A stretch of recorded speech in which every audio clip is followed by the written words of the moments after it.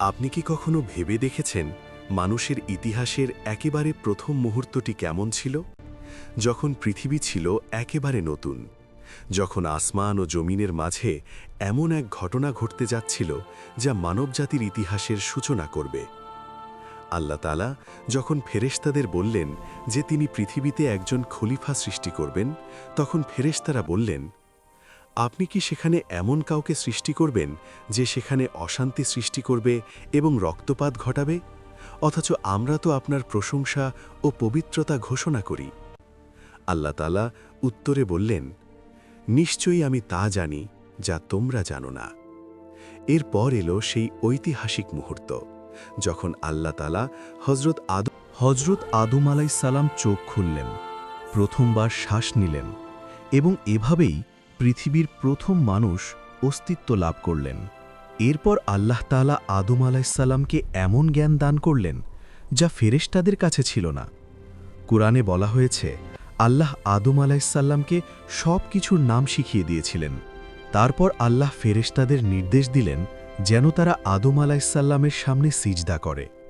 এই সিজদা ছিল না ইবাদতের সিজদা, বরং এটি ছিল সম্মান প্রদর্শন এবং আল্লাহর আদেশের আনুগত্য। সমস্ত ফেরেশতা সাথে সাথেই আদম আলাইহিসসালামের সামনে সিজদা করলেন, কিন্তু একজন ছিল যে অস্বীকার করল। সে ছিল ইবলিস। ইবলিস অহংকার করে বলল, আমি তার চেয়ে উত্তম। আপনি আমাকে আগুন দিয়ে সৃষ্টি করেছেন আর তাকে সৃষ্টি করেছেন মাটি দিয়ে।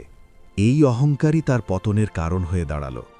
আল্লাহ তাআলা তাকে বললেন, তুমি এখান থেকে বের হয়ে যাও, নিশ্চয়ই তুমি অভিশপ্ত। এরপর আল্লাহ তাআলা আদম আলাইহিসসালামকে জান্নাতে বসবাসের অনুমতি দিলেন। জান্নাতে তিনি সব ধরনের নিয়ামত ভোগ করতে পারতেন, কিন্তু একটি নির্দেশ ছিল। আল্লাহ বললেন, একটি নির্দিষ্ট গাছের কাছে যেন তারা না যায়। এটি ছিল একটি পরীক্ষা। কিন্তু ইবলিস আদম আলাইহিসসালাম এবং তার স্ত্রী হাওয়া আলাইহিসসালামকে কুমন্ত্রণা দিতে লাগল।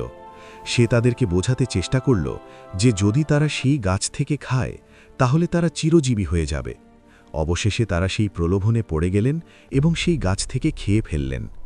সঙ্গে সঙ্গেই তারা নিজেদের ভুল বুঝতে পারলেন। হজরত আদম আলাইহিসসালাম আল্লাহর কাছে ক্ষমা প্রার্থনা করলেন। কোরআনে তাদের দোয়া উল্লেখ আছে, হে আমাদের রব, আমরা নিজেদের উপর অত্যাচার করেছি। আপনি যদি আমাদের ক্ষমা না করেন এবং আমাদের প্রতি দয়া না করেন, তবে আমরা অবশ্যই ক্ষতিগ্রস্তদের অন্তর্ভুক্ত হয়ে যাব। আল্লাহ তাআলা তাদের তওবা কবুল করলেন।